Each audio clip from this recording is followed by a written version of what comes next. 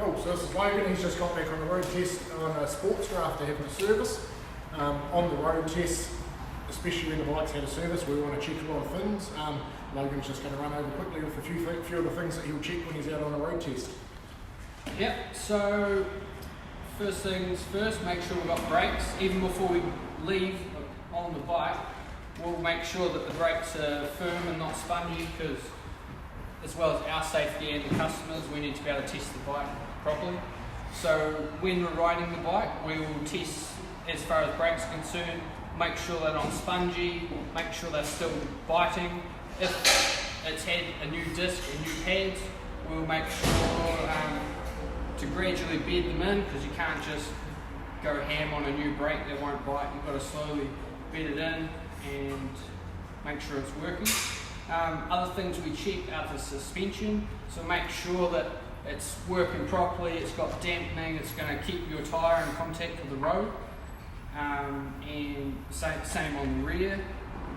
Engine wise, making sure it's pulling smoothly, the tune is working at the optimum, it's not misfiring and farting and messing around, and making sure the clutch, because in service, like servicing this Sportster, we've adjusted the clutch down in the primary and the cable. We've got to make sure it's biting at the right point, because you don't want to engage it just at the end or dragging if it's pulled all the way in, the lever. And yeah. So obviously during the service we will be adjusting things, checking things, tyre pressures. So before we go out on the road test, we're going to know if there's anything. We would notify the customer before we head out on the bike. If, say, it's in here not for a service, but say for a rear tyre, is there anything in particular you check on a road test just after doing a rear tyre that you might not check on every road test? Depending on the year, but on the later ones, the ABS as well, so it's another function in the brakes. So if we've had the rear tyre off or the front tyre off, we will quite aggressively apply the brake to make sure the ABS doesn't